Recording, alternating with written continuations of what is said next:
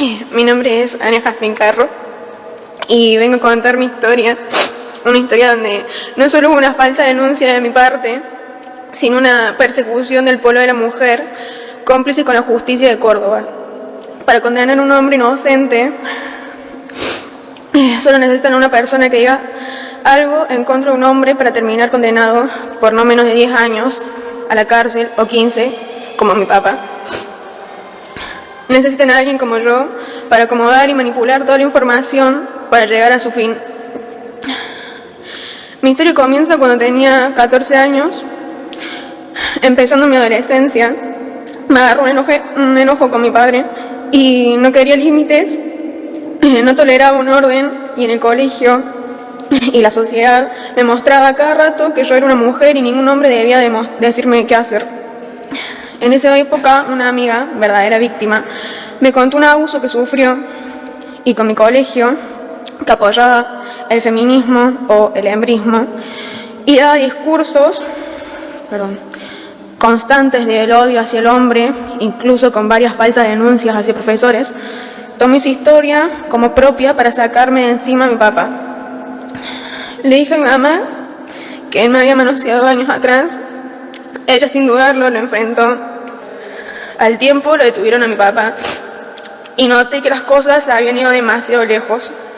Hablé con mi abuela, le conté lo que pasó y que había mentido. Me acompañó a decir la verdad, pero no me dejaron. Y hasta el día de hoy no puedo hacerlo. Bueno, ahora puedo, pero sigo esperando a poder y que se me escuche. ¿Cuánto hace que tu papá está preso? 4 años. Casi 4 años. 4 años y 8 meses.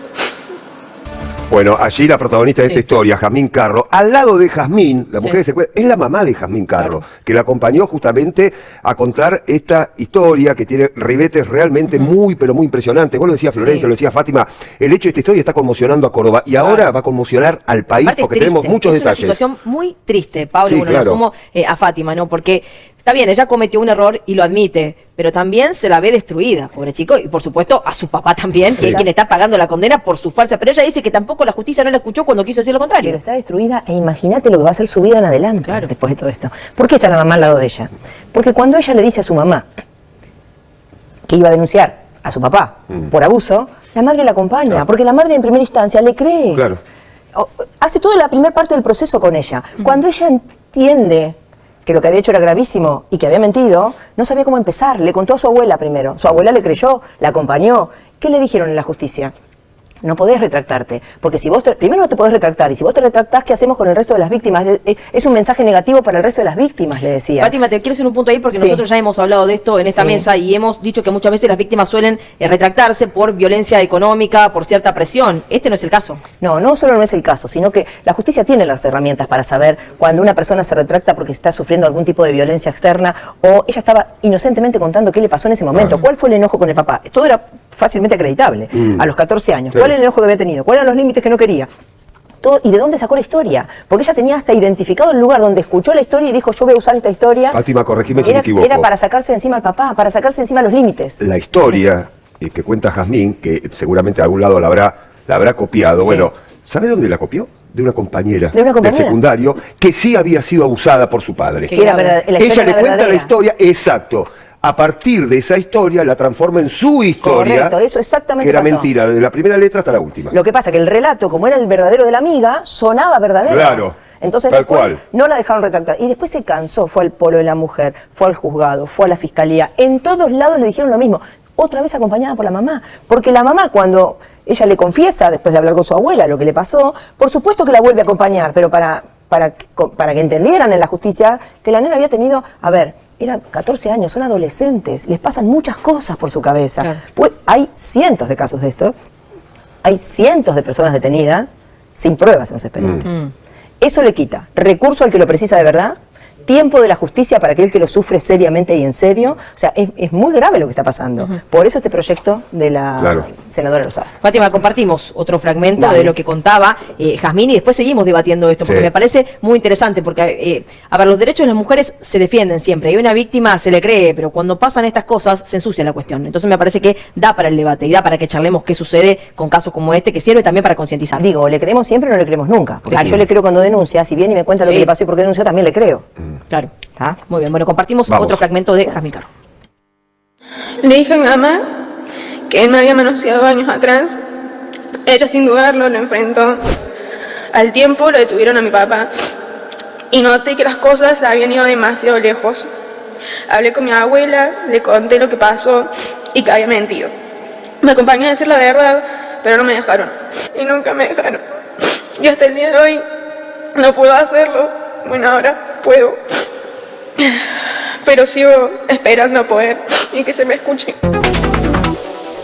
Bueno, entre llanto, justamente allí Jazmín está contando su historia, su propia historia, que la va a tener que llevar de por vida, lógicamente, porque es una historia con ribetes realmente de ficción, pero no es ficción, es verdad, esto pasó y esto le está sucediendo a Jazmín, a la mamá de Jazmín y al padre, Fátima de Jazmín, Que sigue preso. claro, con una condena a 15 años de prisión. Y mientras tanto, ¿qué va a suceder con este hombre? Que está preso y es inocente. Bueno, en realidad en el Senado fueron muchas las personas que hablaron, que dieron testimonio. El de ella fue el más fuerte, por eso es el que No, estamos, claro. sí, estamos Sí, replicando, sí. porque la Sí, verdad sí, que claro.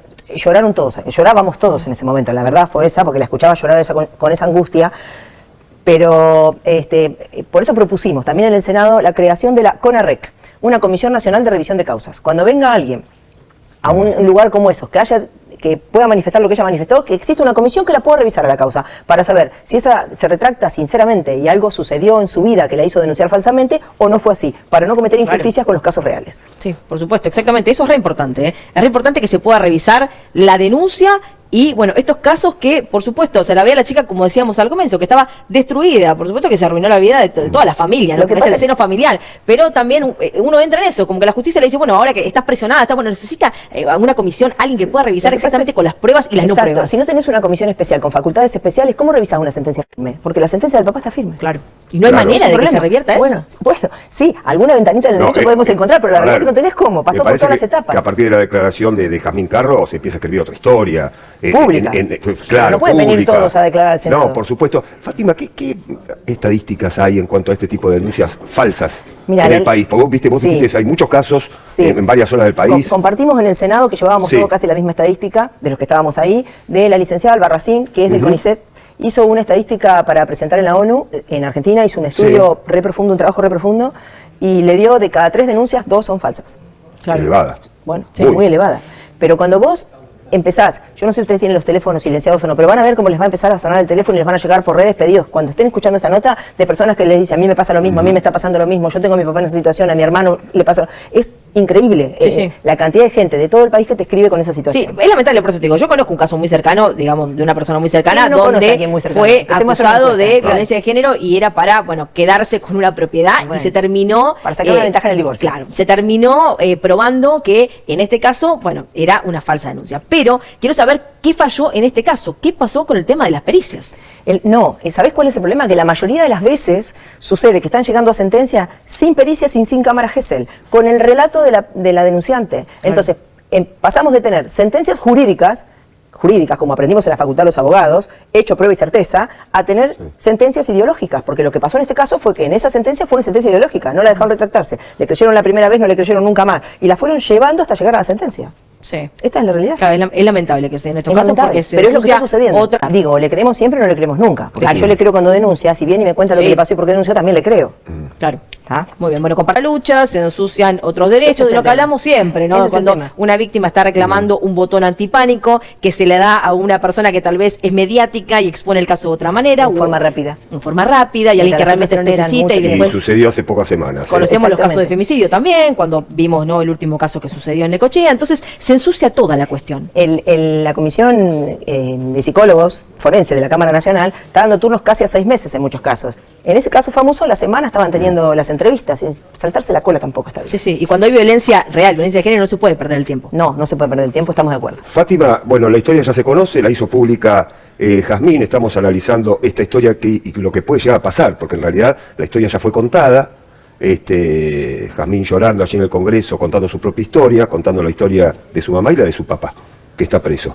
Bueno, a partir de ahora, ¿qué se puede esperar de esta situación con un hombre que está condenado a 15 años de prisión? Estamos en una situación muy difícil. Digo, ¿cómo se revierte? Lo que pasa es que porque ella esto es una declaración pública, no es una declaración ante un fiscal o un juez. Estamos de acuerdo. ¿Verdad? Estamos de Es como si acuerdo. hubiese venido acá al estudio Jazmín y lo Correcto. contaba por primera vez. Es lo mismo. Correcto. ¿Verdad? Pero si nos sentamos acá con cualquier juez te va a decir la sentencia del papá está firme. No, eso se entiende. Entonces, ¿cómo revisamos algo firme? Y si abrimos una, vamos a tener que abrir todas las que se sienten en un canal y vengan a contar lo que les está pasando. Por eso propusimos esa comisión, para que sea una comisión como fue la CONADEP, que en algún momento investigó cada uno de los desaparecidos que iban a denunciar ese lugar, ¿te acordás? Bueno, Sí, claro. una cosa así, que tenga facultades suficientes para hacer dictámenes que sean vinculantes, para poder pedir revisión de causas, porque si no es una comisión con facultades especiales, ¿cómo vamos a revisar esas causas? Si no, deberíamos revisar todas las causas del país que alguien diga que algo estuvo mal en el proceso. Sí, y también entraríamos en abuso de que Exacto. otra vez alguien diga que sí, que no, que sí, y volvemos para otro lado. nuevamente la cuestión. Exactamente, tampoco funcionaría. Por eso pensamos en un organismo separado, externo, que pueda, por supuesto que tiene que estar compuesto por profesionales de excelencia en la materia y demás, que pueda revisar, hacer dictámenes vinculantes y pedir revisión de causas. Si tiene esa facultad, la justicia no se la puede negar. Fátima Silva, gracias. Gracias. Seguimos así.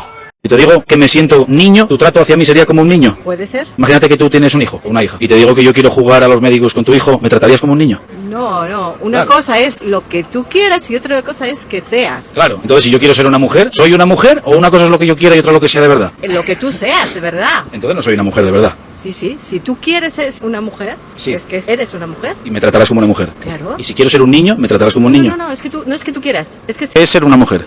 Yo creo que va más de cómo tú te encuentres. O sea, si igual hay una persona que ¿Cómo diferencias a un perro de una perra? con los genitales, ¿Cómo diferencias a un hombre y una mujer? conociendo a la persona, Vale, y una vez que lo conozcas, ¿cómo determinas si es un hombre o es una mujer? pero te lo tiene que decir él o ella. Ah, que te lo tiene que decir. Sí. Vale. Porque es una Independientemente, cuestión de cada uno. independientemente de la biología. Sí, yo pienso que tiene que decírtelo X personas. Yo tengo y- derecho a ser mujer.